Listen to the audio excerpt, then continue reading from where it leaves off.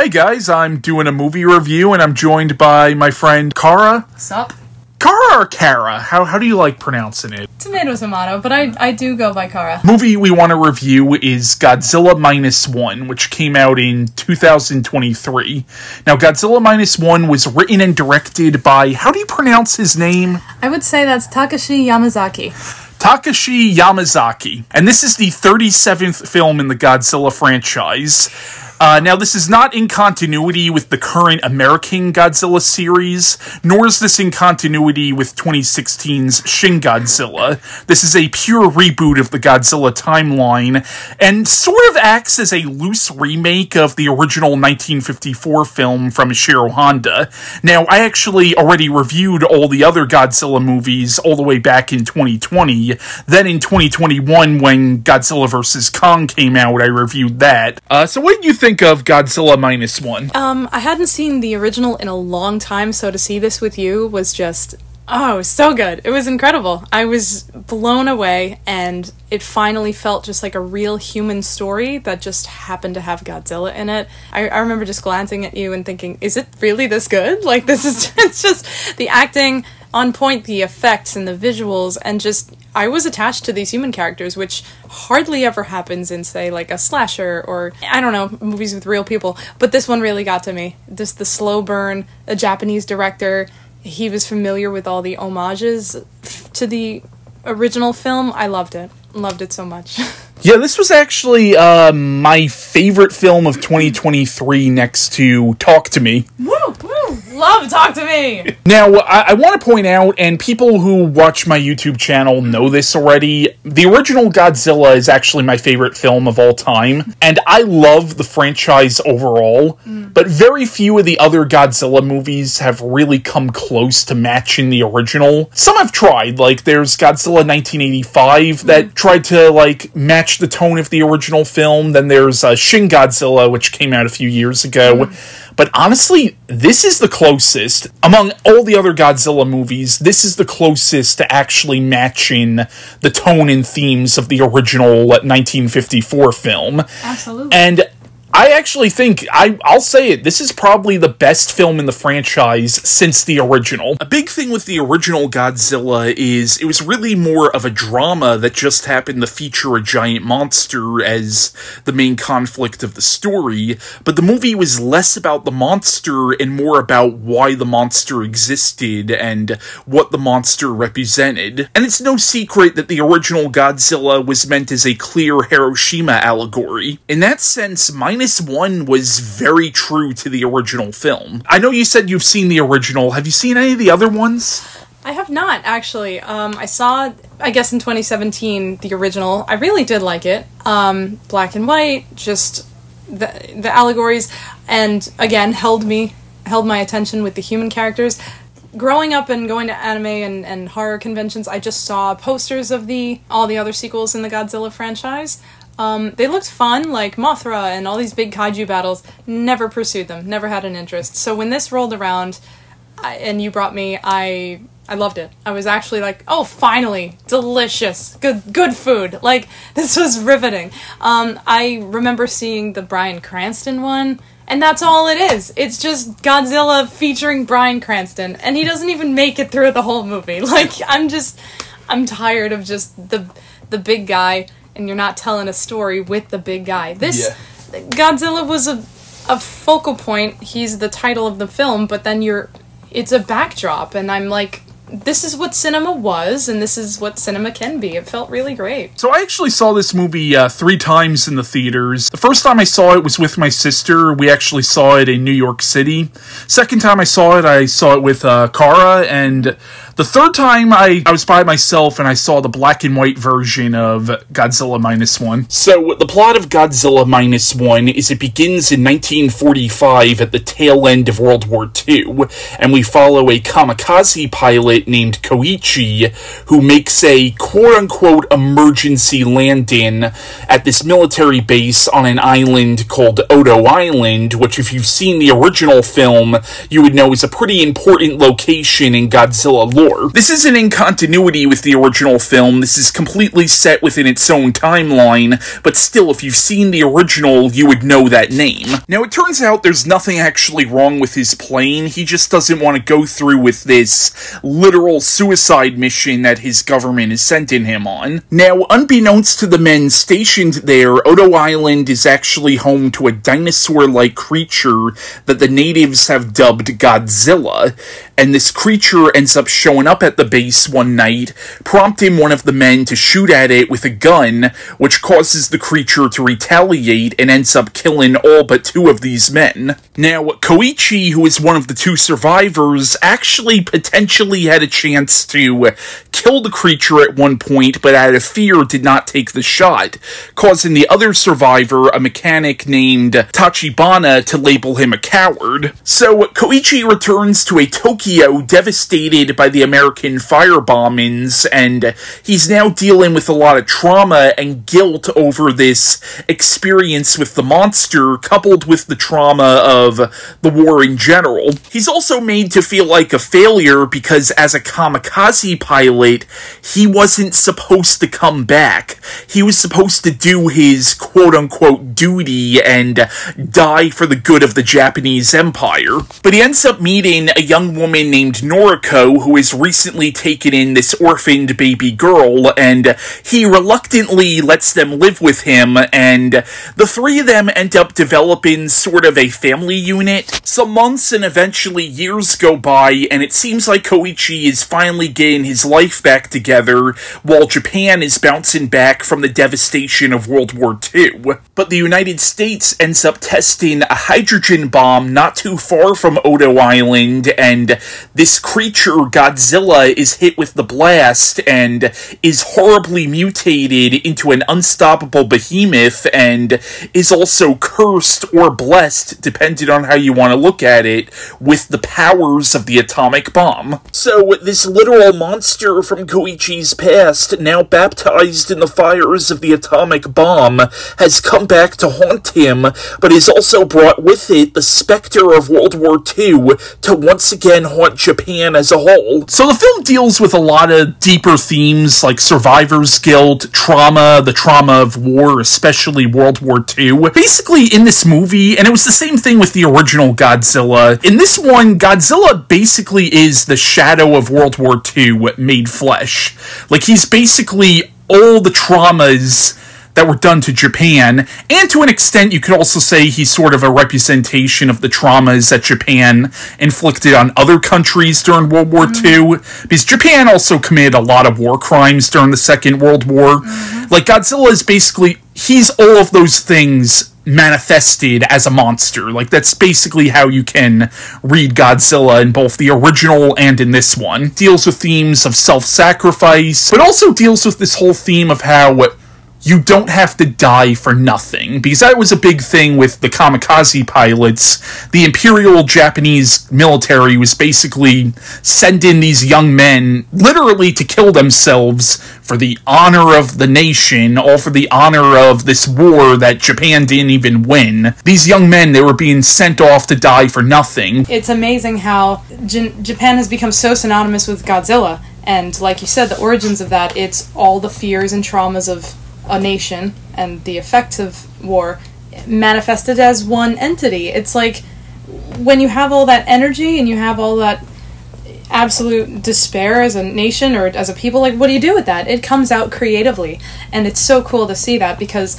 like you were saying before, the franchise became more and more about, oh, the big monster, but it started off as a very profound piece of cinema where, you know, what else do you talk about? Who's going to watch a movie about war? If you make this big, encompassing creature, that's where art is necessary, and it's useful, and we need films like Godzilla, even if they tumble into, like, craziness later on in the franchise. It started off as something very much like a deep reveal of a whole culture, and we have that in America, too. We have all sorts of cinema reflecting what we've gone through in a time period.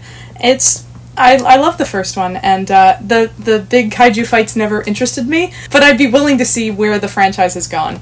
But theme-wise, I did see a lot of sacrifice in this. Abandonment, there's themes of being alone and having to deal with stepping up to the plate and, like, fighting for something. That was noble. It made me attached to the characters. One was willing to die to kill Godzilla to make sure everyone was safe. That is a noble pursuit. So whether you're fighting a real monster or a metaphor, like, the theme of sacrifice was really big, and it's like honor.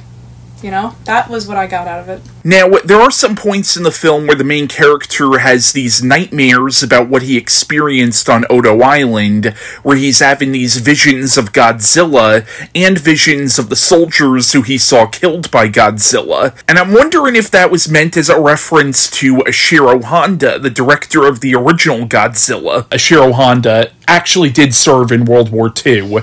Apparently, after the war, he actually became a pacifist after the war. Actually, no, even before then, because he was the son of a Buddhist monk, so he hated the war. Wow. And, like, but he was very duty-oriented and believed in doing as you're told, even though it went against so many of his, like, moral beliefs. But after the war, he had this reoccurring nightmare where he's just surrounded by all of his, like, fallen comrades who are basically telling him to come join them in death. That dream might have inspired one of the segments of the Akira Kurosawa anthology film Dreams, because basically that's the plot of one of the segments of Dreams. Ishiro Honda was best friends with Akira Kurosawa, so a lot of people say that segment of Dreams is about Ishiro Honda's reoccurring nightmare.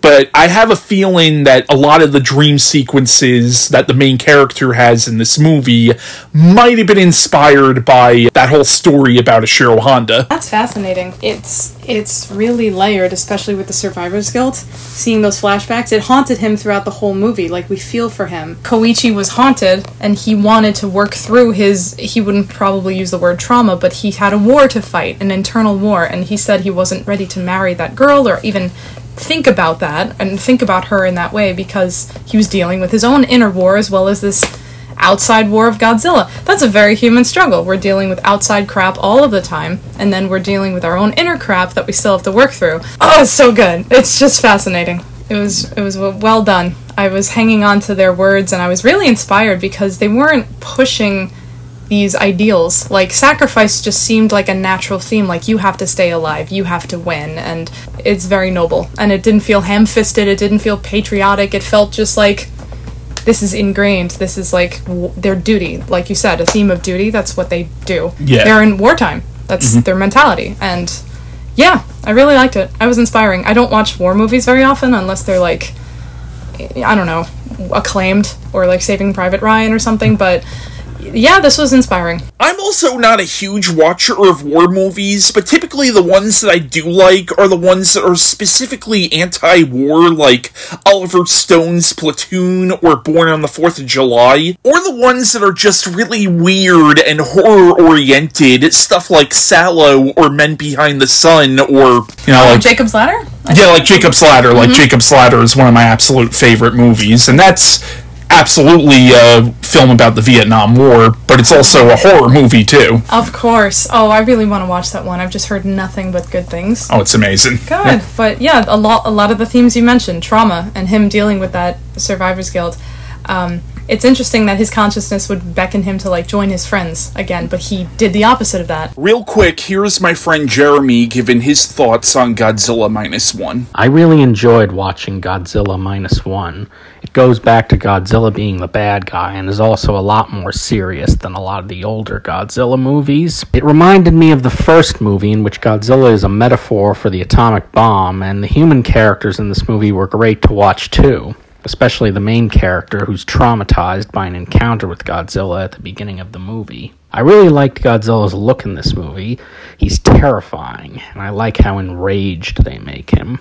He's really a force to be reckoned with, and the destruction he causes is massive. Anyway, I'll wrap up here. If you're a Godzilla fan, then I'm sure you'll enjoy this movie. So what do you think of the characters in this movie? Because honestly, like, I think this is the best human cast since the original. What do you think of the characters in this? Specifically the human characters.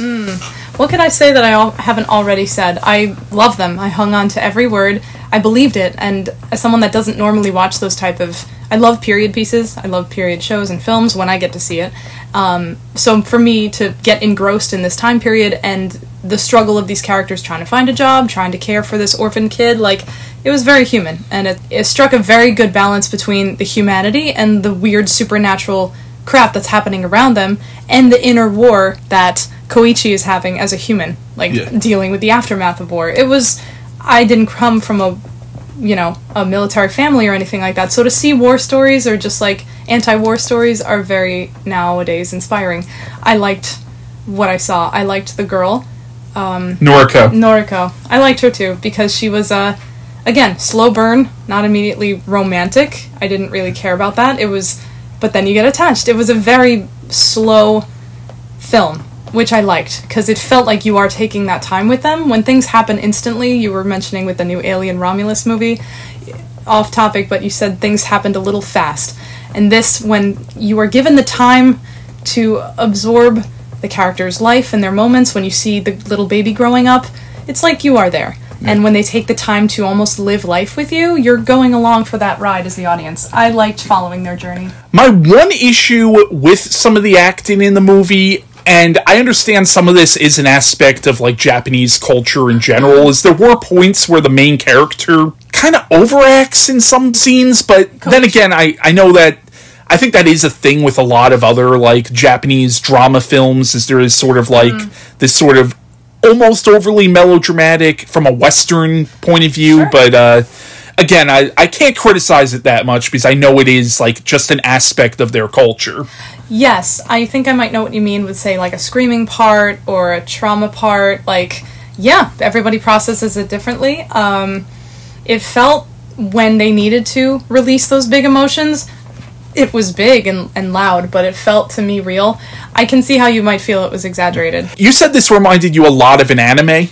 Yes, that may sound a bit off, but hear me out. It was like what I've seen from, like, One Piece and the cast of characters that are, like, you know, you had the scientist type, you had the cool fisherman, you had, like, the young kid who's still figuring it out, and you had these archetypes, these story tropes, but they were done well. That's all you really needed. You needed a guy character, a girl character, a kid, and you are telling this very human story of struggle, and it doesn't need to really break any new ground with that. It just needs to be people you care about. And I followed their story. I loved where Koichi was going, because he's just a young kid and he's not trying to make more mistakes.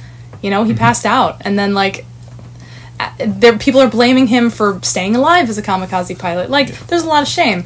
And you always feel for an underdog. So it seemed like when they were having these triumphant moments, like, oh, Koichi, you did it! Like, it just felt so paced like an anime. They hit all the notes that needed to be hit to really get you to feel and empathize with the characters. They hit the story moments where you think they're going to succeed and, oh no, there's something else. But it felt beautifully paced. That's why I was like, this is a really good, like, almost like a condensed anime of some sort. It just, I'm familiar with the story beats, but when I see a story model I've seen before, and then you can, like, redo it and make me still invested in it, I don't care about tropes. Like, you got me to feel, and you got me to care about these characters, so you succeeded. Even if it's a trope or a character I've seen 1,000 times over, yeah, I really liked their acting a lot. I think they really were sincere. That last part, like you were saying, with the over-exaggerated manner, yeah, I don't know how people would be in such a grief situation, and I'm glad they didn't linger on it too long. Like, they let him scream, and then, like, they just cut away, like, leaving you with, like, ugh. Yeah. I will say, though, like, the scene where Godzilla destroys the Ginza district in Tokyo, and you see that big-ass mushroom cloud, and when he screams, like, when the main character screams, that is so genuine and feels so raw. And again, like, it's something that, with the exception of the original Godzilla, which had a lot of emotional moments, if you're only familiar with Godzilla because of all the films that came in between this and the original, it would seem like it's not something you would expect to see in a fucking Godzilla movie. That's the thing. Exactly. Know? Right. It's you're following the humans, and Godzilla happens to be there, and his devastation just completely just wrecks people. So, that release of emotion was outstanding. In both this and the original, Godzilla's less of a character and is more of a metaphor. He's a metaphor for man's destruction of the environment. He's a metaphor for the horrors of war, for nuclear war. Like, in the original one especially, Godzilla Godzilla was meant to be like the atomic bomb made flesh. Yes, because you said even he was giving the kids radiation. Yeah. And that's a direct consequence of being in contact with him, which now they do that kind of in the new movie. This is almost like God's judgment on mankind. Like it's like apocalyptic when you see him in that scene. Right. How do you even react when something that devastating happens? Just larger than life, and you're so small. It's a very cool film. When a film can leave you thinking after you saw it, it's a success. At the beginning of the COVID-19 pandemic is when, like, production started, and supposedly the director of this movie said some of the film was meant to reflect, like, the government's response to the whole pandemic, and the fact that in the movie, it's really a civilian operation that takes out Godzilla, that the government, both the American government and the Japanese government, don't really do shit about Godzilla. So, I don't know, what do you think of those possible comparisons? Oh yeah, sure. Nobody knew what the heck was going on, and just like Godzilla, a lot of things were just happening, and we had to just survive, go on, figure it out. I didn't even consider that. It all felt like such a bad fever dream 4 years ago and beyond, but creativity was still happening, people were still making films, cautionary social distancing, all that good stuff. So, of course, that makes sense that it had an influence, a lot of anxiety, and that made manifest with Godzilla, just ruining everything. So, the music in the film was done by... I'm not sure if I know how to pronounce the composer's name. Can you pronounce that? I'll do my best. Naoki Sato. So the music was done by him, however, it does use some samples of Akira Ifukube's tracks from some of the older Godzilla movies. But what do you think of the music in this film? Very good. From what I remember, the Godzilla monster theme was prevalent, and it felt like it was a good blast from the past, because it's the most different, recognizable piece of music, and the distinct theme of like the wah wah wah, it's doomy, and it signifies danger. There was also these really good orchestral pieces when the main character's flying over. They did a great job. When there was music, I remember those two distinct pieces, but very effective when they play the Godzilla music for the final battle, and I'm a sucker for a good musical score. Very distinct. I remember looking forward to the theme and being really happy when I heard it. Now I want to cut to my friend John giving his thoughts on Godzilla Minus One, and when it cuts back to us, we're going to talk a little bit about the film's ending. So if you haven't seen the movie, there will be some major spoilers after John talks. I saw this in the movie theaters when it came out. Loved it so much. I was very glad I've seen this in the movie theaters. This was probably the best Godzilla movie since the original Japanese Godzilla from 1954. This is one of my favorite movie theater experiences ever in my life. I walked out happy, satisfied, pumped up, like, wow, that was one of the best Godzilla movies I've ever seen. It blew my mind away. The scenes with Godzilla are great, despite it's not a guy in a rubber suit. The CGI Godzilla is not too bad. His look is a little bit better in this movie than in Shin Godzilla, but that's just me. This is probably the first time we've ever seen someone throw a bomb in Godzilla's mouth. His mouth explodes and it heals, which I thought was very interesting and clever. These were probably the second best characters in a Godzilla movie since the original Godzilla. Some characters in later Godzilla movies were hit or miss. I was very invested in these characters from start to finish.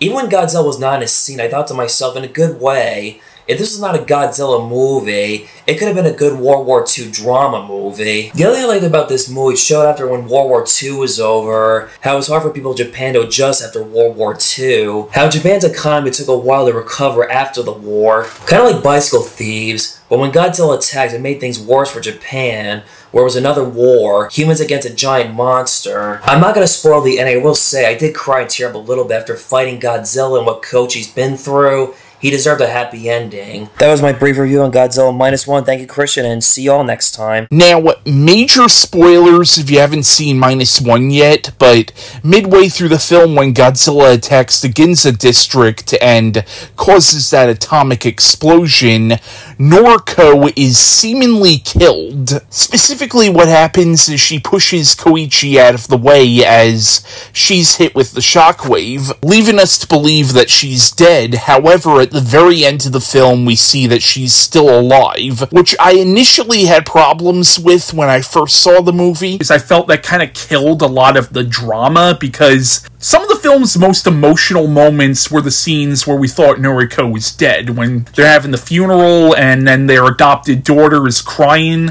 Like, those were some really heart-wrenching moments, and I feel keeping her dead would have been a little more mature. Don't get me wrong, I love the Noriko character. To me, it undercut a lot of the drama.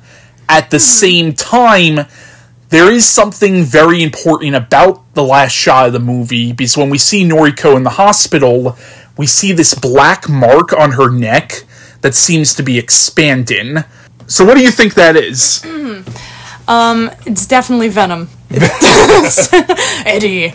No, I forgot about that part. I respectfully have to disagree. I like that we had no knowledge of Noriko, and it was almost like a nice little... You paid the price, you know, you were about to sacrifice yourself, you found a way out, you were going to do this thing for Akiko, right, the girl, and then all of your efforts, I understand how that would have felt, like, in vain, like, oh, what the heck, but the characters had no knowledge of that, so they were really just determined to, you know, sacrifice to the best of their ability, and also, he was determined to live because she would have nobody. His mindset was just, I have to do this, and then it ended up being like the cherry on top anyway, for her to be alive. You know, it would have been more mature and realistic if she stayed dead, because I like when characters stay dead, especially in anime, because it's like, that's the weight of it, that is final. But for this, it was almost like, oh, all that you went through? Good. But right, now that there's something spreading on her neck, it's like, okay, now we've got more of a reason to be attached and worried about her now, because she's alive, but at what cost? I think what they're going for is, like, it's meant to be a metaphor for radiation poisoning, how a lot of the people who survived the atomic bombings of Hiroshima and Nagasaki, a lot of them died later on from cancer and radiation poisoning. I think that's the metaphor they're going for, but obviously radiation sickness doesn't look like that. From what I understand, based on a lot of stuff I've read online, the ending of the film kind of implies that some of Godzilla's DNA somehow got into her, which might even explain how she survived that shockwave. Perhaps she even was killed, but when Godzilla's DNA got into her, it allowed her to regenerate and come back to life. It's implying that there might be some kind of mutation later on, which is why if they do a sequel to this, which I think they absolutely should, I'm thinking like a Cronenbergian body horror. Godzilla comes back, but then we also have to deal with the fact that Noriko and possibly other survivors of Godzilla's attack as well are starting to change, and I think that would be a very interesting direction to go in for the sequel. It would, absolutely, and that we wouldn't have that if she was dead. Like, who would that affect? The kid? We don't know. Now that she's alive, there are more stakes. There's more reason to, like, continue this story. Like, it'll be fascinating, and I really hope they have a good, successful sequel with whatever they choose to expand on with that. I just hope they actually do it, because a big thing with a lot of the Godzilla movies, especially, like, the recent ones, not counting the American series, which is totally separate, a lot of the recent Japanese Godzilla films have basically just been standalone films, and I'm really hoping, like, they don't do it for this one. Like, I want to see this story continued. I want to see these characters again, and I want to see where they go with this. I definitely think the film's ending was meant to be a thematic link to Shin Godzilla. Now, major spoilers if you haven't seen that movie, but Shin Godzilla was a very different take on the Godzilla mythos, and in that movie, Godzilla was constantly mutating and evolving, and at the end of that movie, you see what look like people in his tail, and you weren't sure, are these like the tortured souls of Godzilla's victims, or is he birthing a whole new race of beings, a race of Godzilla-human hybrids? And again, even though this is clearly in a different continuity, and this is clearly a very different version of the Godzilla character, I feel like the implication of what's going on with Noriko's neck almost implies the same thing that the ending of Shin Godzilla implied. This whole idea of Godzilla and humanity are starting to become merged. If they do sequels to this, I would like to see Godzilla go up against another monster. but it would be cool to see which one they choose, whether it's an original monster or like a monster from Godzilla's Rogues Gallery. All I know is Mothra, but like, what could Mothra represent? Would that represent another country's army or another psychological fear somebody has, or do we just want a kaiju battle? I don't know. We'll find out. Hopefully they have another cool monster to fight. It should be Rodan. I don't know this guy. Oh, you don't know Rodan? I don't. He's like a giant pterodactyl that Godzilla battles in some of the movies. That's cool. He's not the one that gets drop kicked, correct? No, that's Megalon. Megalon's a giant cockroach. Yes! Oh my god! On TV, on like the Sci-Fi Channel, they would rerun these and just, or at least I think it was Sci-Fi. It just felt like Power Rangers to me. I couldn't appreciate it as a kid. Well, Power Rangers was definitely inspired by a lot of like 60s and 70s Godzilla movies, where it became less about the metaphors and more about, hey, the kids like this. Right, the man in the suit.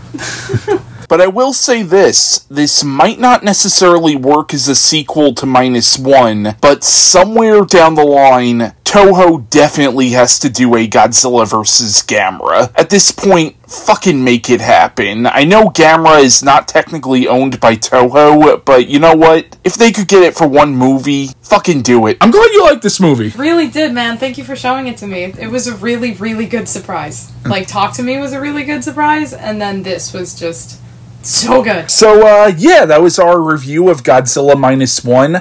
My next movie review is actually going to be on the most recent American Godzilla film, Godzilla X Kong, The New Empire, which is a totally different tone of movie than this. That's right. Oh, kaiju. So, my friend Chris Espianl will close this video out, giving his thoughts on Godzilla Minus One. Godzilla Minus One was an exciting, it was a very exciting movie. I enjoyed every aspect of it. One of the main things that I find it very interesting is the way that they use Godzilla throughout the movie. I felt like they balanced the movie quite well. Good blending of human drama and a nice usage of the monster. It's really good. I like the dark atmosphere, bringing back this back to its original roots, the 1954 Godzilla.